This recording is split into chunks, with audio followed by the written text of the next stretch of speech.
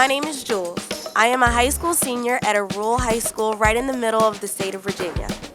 Every day I go about my life as a student, waking up early, getting my things together for the day, and headed to the place where I spend the majority of my waking hours.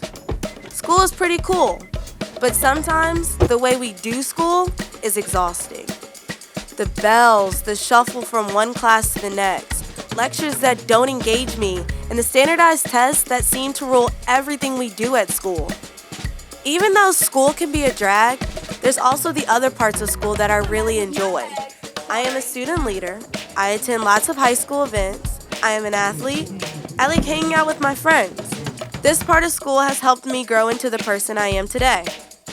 But I still come back to those hours my classmates and I spend at our desk. That is where I'm either bored out of my mind or in a subject where the teacher feels like they're just doing time and trying to cram enough information in me so that I'll pass the test. I have always thought that there's gotta be a better way, a different way to do school. I never thought that I could make a difference in the way schools did their thing. I never thought my friends and I could actually be part of changing the status quo in education. Then, I was told that the state of Virginia was up to something new, something bold and simple, something that would require risk and courage, something new. So me and some of my friends decided to tell the story of how Virginia was about to embark on a new way of doing school, to do something that had meaning and was lasting in order to better student lives, something I wanted to be part of. So here's the story of how Virginia is setting out to innovate education.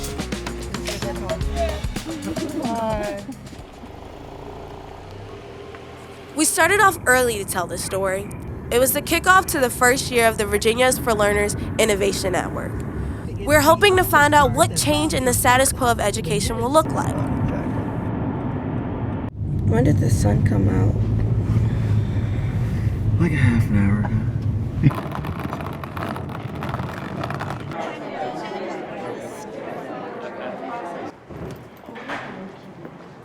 We dove right in and started asking questions. What we decided to do was to start bringing educators together, to think together, and to come up with actions that would allow them to change schools in ways that would support kids getting more opportunities to work on communication, collaboration, creativity, communication, and citizenship. So that's what everybody's doing here today. We listened, and it became clear that all these adults were in it for us, to make school a place that engaged us in new ways, to make school a place that actually prepared us for our futures. When I define innovation, I have this belief of taking really complex concepts and trying to really simplify them. And so innovation for me is something that's newer and better. America has gone through, for the last 2 decades, a period I call the No Child Left Behind era, where we somehow convinced ourselves that the path forward in education is more testing, more accountability, and paying a lot of attention to numbers produced by kids in schools who are working on things they have no voice in, often no interest in, and when they ask when are they ever going to use it, our honest answer is you probably won't. And I think many people are realizing that has been a very failed set of priorities and an approach that's just not working. So what's going on this morning is we have teams from 30 different school districts across Virginia that are really in the room because they had an ambitious and innovative plan. And what we want to do today as their colleagues is be able to accelerate the development of their plans by sharing really high quality resources, practices, stories that should encourage them in the path they've already chosen, but also give them powerful ways of accelerating their work. So that's what we're doing this morning. And we've got parents, we've got teachers, administrators, superintendents, we have community leaders. So we have a really wide range of representatives from a community, and they're all coming to this group because they're focused on finding a way of creating a common vision. That's what we're helping them discover. It's getting the engagement from after school in school. So what are things, and this may sound a bit contradictory, that could be done in 20 minutes to a day or two that have the ability to affect meaningful, sustained change in your school community, not just with what you do each day, but because each of you, 6 people from each of these communities, but you stand for, you represent, you need to change and bring along hundreds, thousands of people, right? Thousands of parents and students and other teachers. I mean, they're all in your community, and if we can't reach them, we won't have succeeded. Our school systems and our classrooms must change, meaning this, that we are not in a world where sit and get works. It just doesn't work. And at the end of a student's career in public education, I believe with everything in me, they have to have choices. With all the great ideas, we knew that there would be struggles, obstacles to overcome. We wondered if these were being considered. I would say the greatest obstacle that we have is the fact that our school division has performed actually very well in the system that we've been using over the last 20 years. And sometimes it's hard for people to be motivated to move off of something that's already they're doing well at. But I think the big obstacle is building the capacity to do this type of work. Essentially, we've created a generation of folks that are focused on traditional multiple choice assessment, and so we've got to move our training back towards really developing these more constructivist type of educational experiences in the classroom. I heard about the importance of student work. A through line has been about involving young people and hearing their voice and recognizing their inherent genius. Historically, that has not been the case. So I have been longing for an opportunity to learn alongside people who are dead set on not being neutral in this education experience. What was happening at the conference was exciting, but would it carry over into schools? So we are headed across Virginia to see this innovation in action.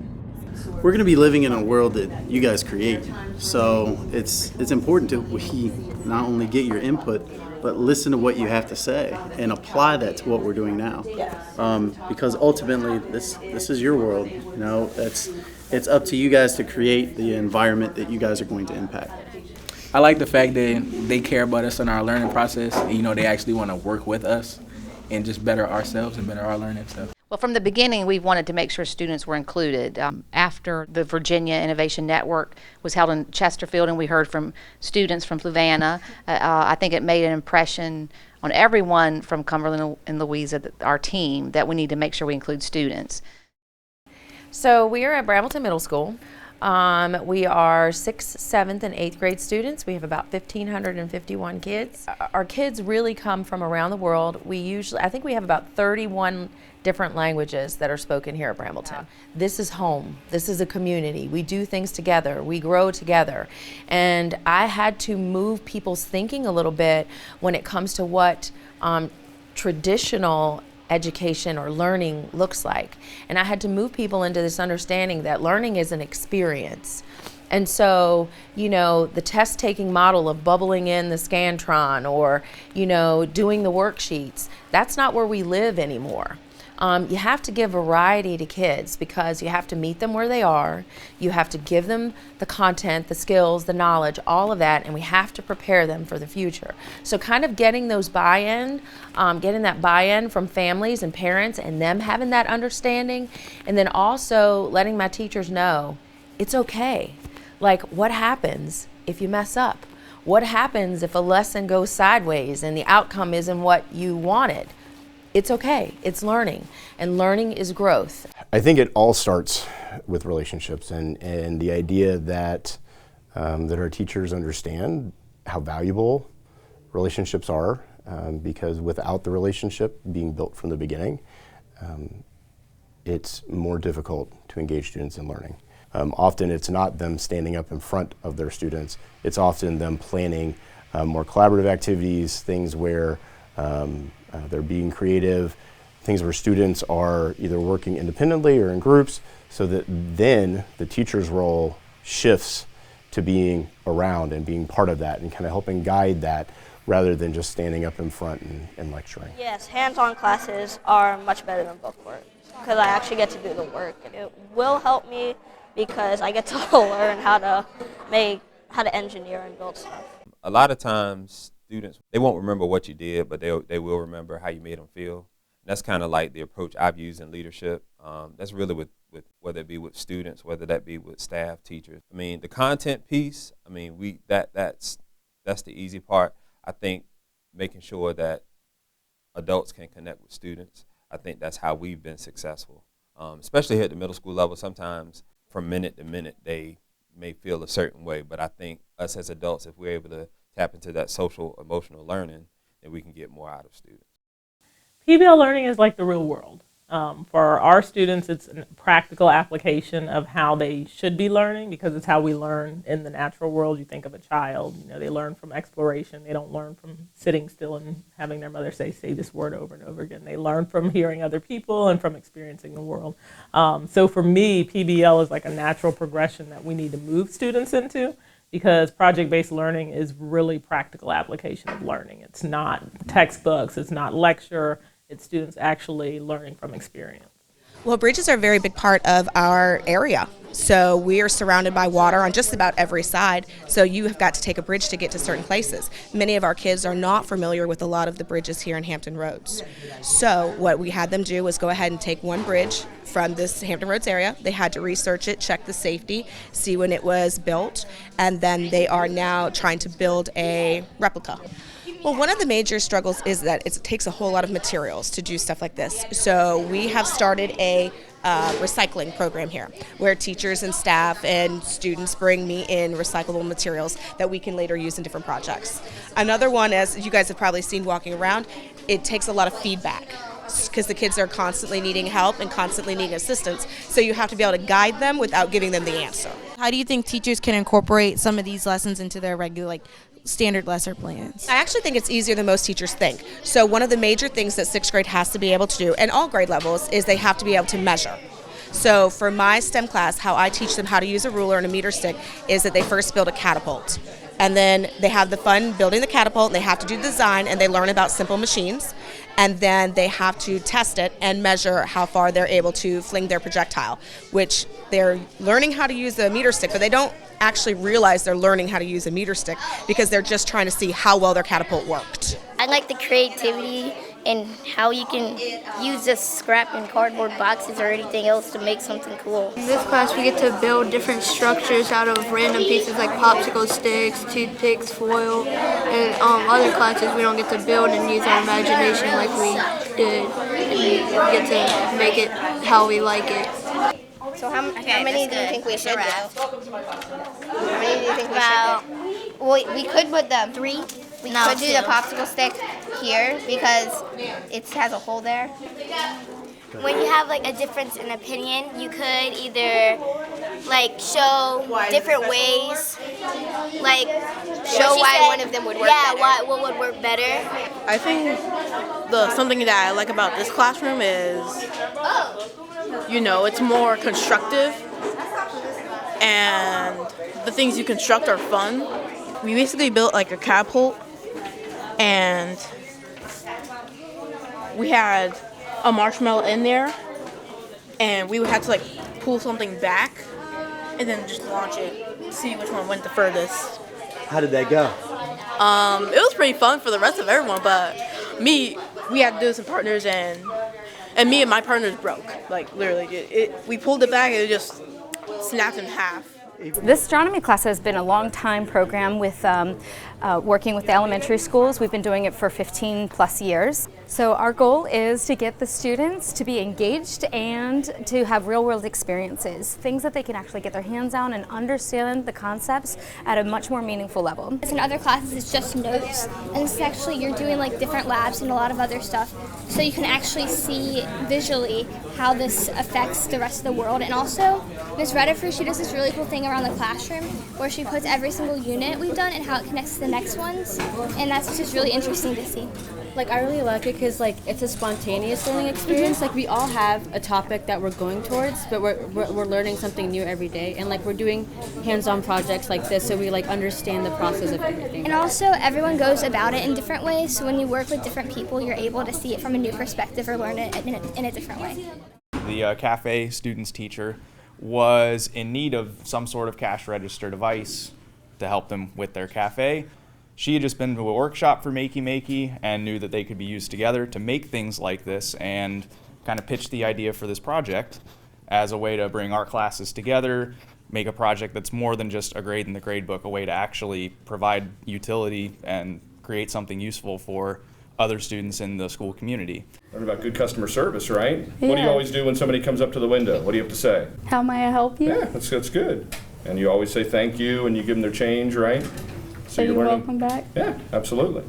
Scratch is a code system of just take blocks and you put them together and you get your code. Was it pretty simple to do? No, I went home and cried a little bit. I think it comes down to relationship, and you know, we try to talk about that with our people. I mean, we've developed, you know, an acronym for what we stand for with RCPS, Rockingham County Public Schools, and the R stands for relationship as one of our core values, because that's so important, and I think increasingly important with given some of the trauma and experiences, life experiences that our students bring with them to school every single day. So I think overall big picture for Rockingham County Public Schools was to transform public education. That was our initiative. We looked at the model of schooling that's been in place for over 125 years based on the Industrial Revolution, and we've said we need to change it because we're no longer in the Industrial Revolution. So how can we work to be thoughtful and to bring about change to a system that's very old and very established? We have to prepare students for a world we don't even know what jobs they will have 15, 20 years from now, an age of uncertainty. So our education system needs to match that. I am full of hope. I am encouraged because I have seen innovators, educators, administrators ready to step out the status quo and change what it means for students to learn. This move towards deeper learning has now spread to students who are moving forward with their own ideas of what school could be, planning with each other what the school of the future might look like, and realizing that if these things were happening, school would be a better place for all of us. School should be like teachers helping students and students helping teachers. Collaborative. Positivity. Purposeful. Interaction. Positive environment. Challenging students. People are more open-minded. A more inclusive school atmosphere. Positive attitude. Diversity. School spirit. More hands-on learning. Technology. Engaging activities. Career-centered classes and more internship opportunities. Growth mindset. Enthusiasm. Individualized. Emphasize creativity. Celebrate diversity. Like more involvement with the community. Getting back in our community. If we make schools more diverse, it will definitely help communication skills. Passionate learning. Collaboration, communication, choice. I think we should have more project-based learning. Have more days devoted to community service. More collaboration between different classes. If we did semester projects instead of standardized testing. Innovation. Cultural immersion. Expressing creativity. More creative-based learning. Hands-on activities. More student involvement. Communication. Less traditional learning. Less SOL testing. Longer school lunches. Graduates will no longer just be expected to be really good test takers, but they'll be prepared for life. They'll be critical and creative thinkers. They will have character and integrity. They will know what it means to serve as a global citizen while collaborating and communicating ideas effectively to their peers and adults. So we continue to do the work, planning, finding out what works and what doesn't, taking risks, helping one another along the way. Students and adult innovators working side by side to innovate Virginia education.